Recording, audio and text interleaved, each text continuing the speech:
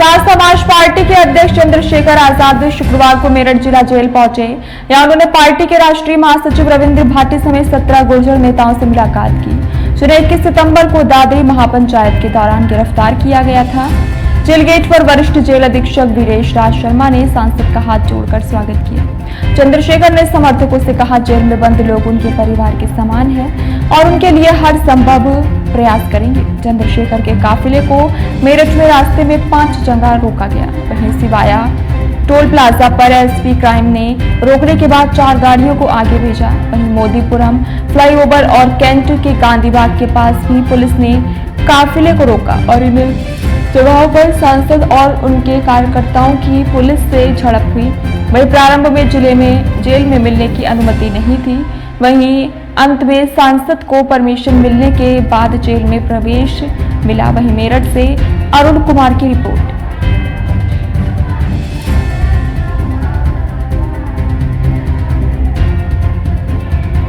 बड़ा प्रोटेस्ट पंचायत के रूप में यहाँ करने का प्रयास किया और उसकी परमिशन नहीं दी गई, क्योंकि भारत में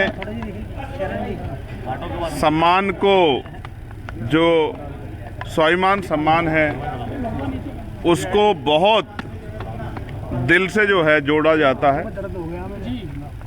तो उन्होंने पंचायत की लोगों को अरेस्ट कर लिया गया भीड़ को छिदर बिदर करने के लिए। बहुत सारे साथी जो पहले से डिटेन करके वहां से ले जाए गए और बाद में पुलिस ने लाठीचार्ज किया।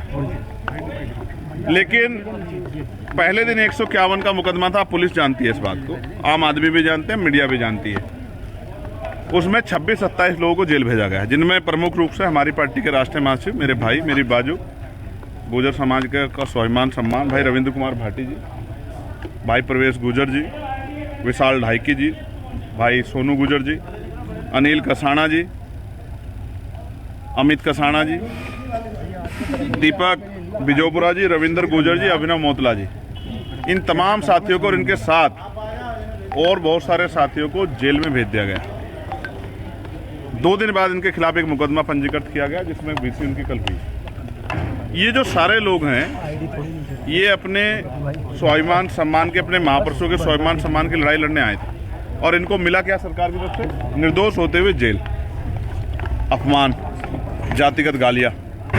तो मैंने ये कहा था कि मैं वहां उनसे मिलने जरूर जाऊंगा। दूसरा प्रकरण है स्लाव वाला।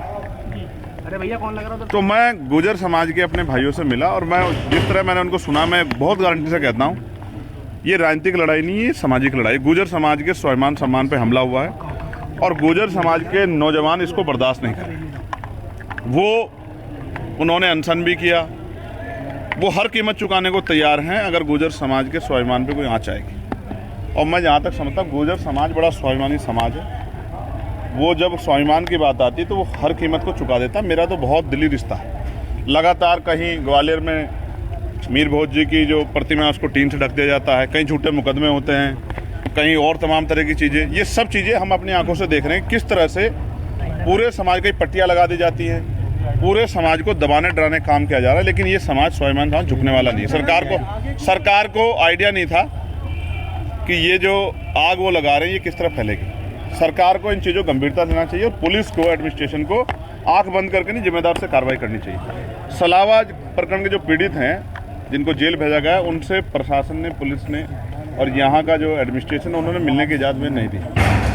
उन्होंने कहा है कि आपको इन्हीं से मिलने की इजाज़त थी, अगर सलावा प्रकरण के लोगों से मिला दोबारा आ जाओ। लेकिन उनके पीड़ितों को मिलने की व्यवस्था हमने पार्टी ऑफिस पर की है।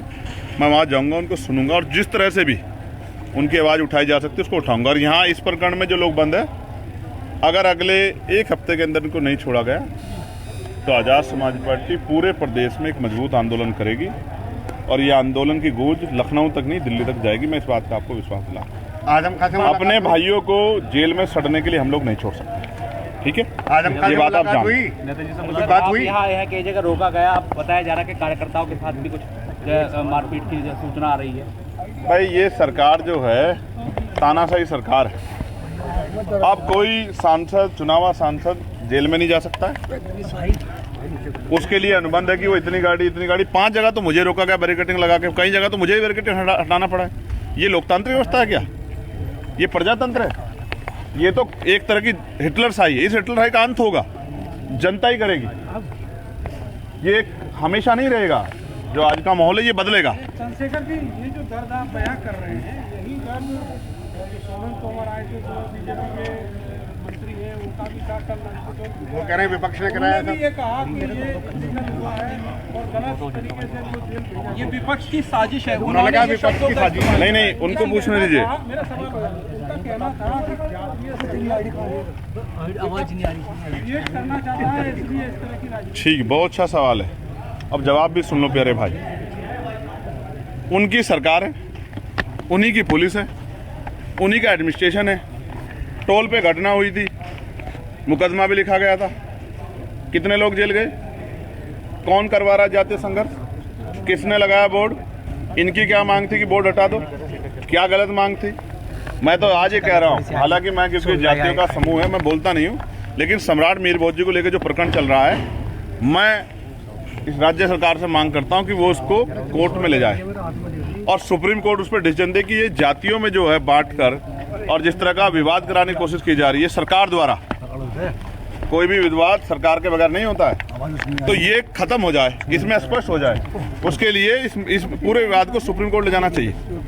ठीक है, वैसे तो महापुरुष सबके होते हैं, लेकिन अगर इस पे जो कोई विवाद हो रहा है तो उसकी गंभीरता, आज क्यों आपको ये जाति वाला बोर्ड हटाओ ये सब क्यों करना पड़ा? आप तो दादरी में जाके करके आए थे ना, आपको याद नहीं आता मीडिया के साथियों को? कौन करके आया था? मैं करके आया था, मुख्यमंत्री करके आए थे। ये सब आपके सामने कौन करा रहा है? और देखिए, मंत्री जी को चाहिए था वो इनको छुड़वा देते। हम होते मंत्री तो छुड़वा के ले आते हाथ पकड़ के अपने भाइयों का। अगर हमारी सरकार होती तो झूठा मुकदमा होने देते। सो रहे थे क्या वो लोग? कल नंदकिशोर गुर्जर ये कह के गए हैं कि जो पत्थरबाज थे वहाँ पे वो मुस्लिम थे। वो बेचारे खुद बुरे हाल में हैं। आपसे छिपा हुआ है क्या? बताइए। अपनी सरकार के खिलाफ आंदोलन करते रहते हैं। चंद्रशेखर जी, एक सवाल बार बार सामने आ रहा है। अभी आदम खां आए हैं, उनसे कोई बात हुई है? जी, मेरी बात हुई उनसे, फोन पे मेरी बात हुई और मैंने आपसे बताया, हमेशा बताया, आज फिर कह रहा हूँ, मेरे उनसे राजनीतिक रिश्ते नहीं है जी, परिवार के रिश्ते हैं जी। और उन्होंने जब मैं उनसे पूछ रहा था कि उनकी तबीयत कैसी है, वो मुझसे पूछ रहे थे कि आपकी तबीयत कैसी है, कैसा चल रहा है, जंग कैसी, लड़ाई कैसी चल रही है। मैंने उनसे कहा मैं जल्द आपसे मिलने के लिए आऊँगा। मैं उनके अच्छे स्वास्थ्य की और दीर्घायु की कामना करता हूँ और जो अन्याय उनके साथ किया गया वो अन्याय खत्म हो। आगे की कोई मैं आज एक बहुत इंपॉर्टेंट बात आपको बताता हूँ। मेरठ में क्रांति धरा है ना, ये यहाँ एक बाबा जी ने कहा कि ये तो मिनी पाकिस्तान है। आप बताओ मीडिया के भाइयों, क्या ये मिनी पाकिस्तान है? ये वही मेरठ की धरा जहाँ कोतवाल धन सिंह गुर्जर ने अपने प्राणों का बलिदान दिया था। 1857 क्रांति कहाँ शुरू हुई? यही तो शुरू हुई ना। तो इस मिट्टी का कोई अपमान करके चला जाता है और सरकार उसको जो है पुरस्कृत करती है। मैं आपको बहुत जिम्मेदारी से एक बात कहना चाहता हूँ। आज मुझे एक बड़े अधिकारी ने फ़ोन किया, आप भी सुन लो भारत समाचार वालों, मुझसे कहा कि अगर आप ज़्यादा गुर्जर समाज की लड़ाई लड़ोगे और सलावा के मुस्लिम लोग समाज की लड़ाई लड़ोगे तो आपके जो MP MLA कोर्ट में मुकदमे चल रहे हैं ना, उनमें आपको सज़ा करा देंगे। और मैं आपके इस जेल पे खड़ा होकर कह रहा हूँ, मुझे जेल का बड़ा अनुभव, 16 महीने जेल काटी है मैंने। जो लोग जेल में उस समय मेरे साथ अधिकारी थे, कुछ यहाँ भी मिले हैं मुझे। गुर्जर समाज के लिए, मुस्लिम समाज के लिए, किसानों के लिए, कमेरों के लिए, नौजवानों के लिए सस्ता एक बार नहीं 1000 बार चले जाए, सस्ता छोड़ दूंगा, झुकूंगा नहीं, मेरी बात को याद रखना। और दूसरी बात, सस्ता नहीं, अगर जान की भी बाजी लगानी पड़ी तो लगाऊंगा। मेरा नाम चंद्रशेखर आजाद, इसी मिट्टी में पैदा हुआ पश्चिम की। चंद्रशेखर आजाद पीएसपी में जाने की बात कह रहे हैं। पीएसपी में आजम खां के रोहिणी आरोप लगा रही है, कुछ कहना चाहेंगे? रोहिणी आप पर आरोप लगा रही है।